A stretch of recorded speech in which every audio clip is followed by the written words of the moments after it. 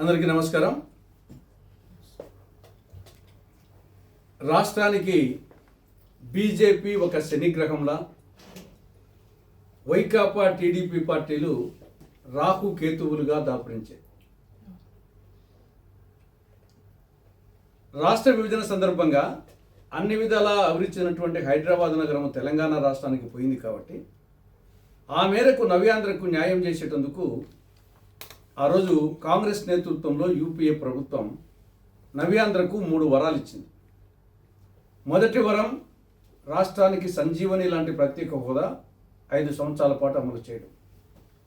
రెండవది, రాయలసీమ ఉత్తరాంధ్ర జిల్లాలకు బుందేల్ఖండ్ తరహా స్పెషల్ డెవలప్మెంట్ ప్యాకేజీ ఇవ్వడం. మూడవది, విభజన చట్టంలో 108 సెక్షన్లు 13 షెడ్యూళ్ల కింద దాదాపు 5 లక్షల కోట్ల రూపాయలు విలువ చేసే ప్రయోజనాలు కేంద్రము రాష్ట్రానికి అందించడం. ఈ 3వ వరం కింద కడప జిల్లాలో శైలాధ్వర్యంలో స్టీల్ ప్లాంటు, దుగరాజపట్నంలో ఓడరేవు, కేంద్ర ప్రభుత్వ నిధులతో ప్రజా రాజధాని నిర్మించడం, బహుళార్థ సాధక ప్రాజెక్టు జాతీయ ప్రాజెక్టు పోలవరాన్ని సత్వరం పూర్తి చేయడం,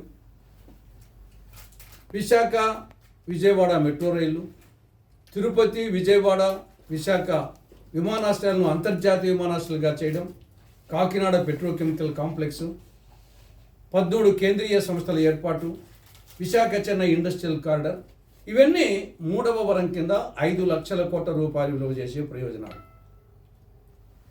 2014లో కానీ 2019లో కానీ 2024లో కానీ కాంగ్రెస్ పార్టీ అధికారంలోకి వచ్చి ఉంటే ఇవన్నీ ఎప్పుడో అయిపోయింది. సీమాంధ్ర ఎప్పుడో స్వర్ణాంధ్ర అయింది. చంద్రబాబు నాయుడు గారు చెప్పినట్లు 2047 వరకు కాదు, 2014లో వచ్చి ఉంటే 2019కి అయిపోయింది స్వర్ణాంధ్ర, లేదా 2019 వచ్చినా 2024కి అయిపోయింది, లేదా ఈ టైంలో వచ్చినా కానీ ఈ టర్మ్ అయిపోలోపల వచ్చింది. కానీ దురదృష్టవశాత్తు కేంద్రంలో బీజేపీ, రాష్ట్రంలో ప్రాంతీయ పార్టీలు అధికారంలోకి రావడంతో ఇవి అమలుకు నోచుకోలేదు. దీంట్లో ప్రత్యేక హోదాకు పంగనామాలు పెట్టడం జరిగింది, దానికి 0 మార్కులు. రాయలసీమకు ఉత్తరాంధ్రకు స్పెషల్ డెవలప్మెంట్ ప్యాకేజీ కింద 24,350 కోట్ల రూపాయలు ప్రతిపాదన పంపిస్తే కేవలం 1,050 కోట్లు ఇచ్చింది, పిల్లికి భిక్షం వేసినట్టు. ఇక 3వ వరం కింద 5 లక్షల కోట్ల రూపాయలు విలువ చేసే ప్రయోజనాలకు గాను ఇప్పటి వరకు 11.5 సంవత్సరాల్లో ఇచ్చింది 35,000 కోట్ల రూపాయలు, ఎంగిలి మెతుకులు దించినట్టు. దీనికి కారణం బీజేపీ మోసగారితనం, ప్రాంతీయ పార్టీల చేతగానితనం. ఇది ఒక అంశమైతే, రాష్ట్రంలో అటు వైకాపా ఇటు టీడీపీ నేను ముందే చెప్పినట్టు రాహు కేతువులుగా దాపురించాయి. జగన్మోహన్ రెడ్డి ఏమో అరచేతిలో వైకుంఠం చూపించాడు, చంద్రబాబు నాయుడు ఏమో అరచేతిలో కైలాసం చూపిస్తున్నారు. ఒక మాటలో చెప్పాలంటే రాష్ట్రం పరిస్థితి పెనం మీద నుండి నిప్పుల పొయ్యిలో పడ్డట్టు తయారైంది. జగన్మోహన్ రెడ్డి పాలనలో పెనం మీద సలసల కాగే పెనం మీద ఉంటే ఇప్పుడు నిప్పులో పొయ్యిలో పడ్డట్టు తయారైపోయింది. గత 5 సంవత్సరాల వైకాపా పాలన అవినీతి, అరాచకం, ఆటవికం, అప్పుల రాష్ట్రం, మధ్యాంధ్ర, డ్రగ్గాంధ్ర, గంజాయాంధ్ర, జూదాంధ్రగా తయారు చేసి జగన్మోహన్ రెడ్డి రాష్ట్రాన్ని ఆ విధంగా తయారు చేసి ఆయన వెళ్ళిపోయారు. పోనీ చంద్రబాబు నేతృత్వంలో కూటమి ప్రభుత్వం అలా మంచి పాలన అందిస్తుందనుకుంటే అతని కంటే ఘనుడు ఆచంట మల్లన్న అన్నట్టు తయారైపోయింది ప్రభుత్వం. అంతకంటే ఘోరంగా తయారైపోయింది.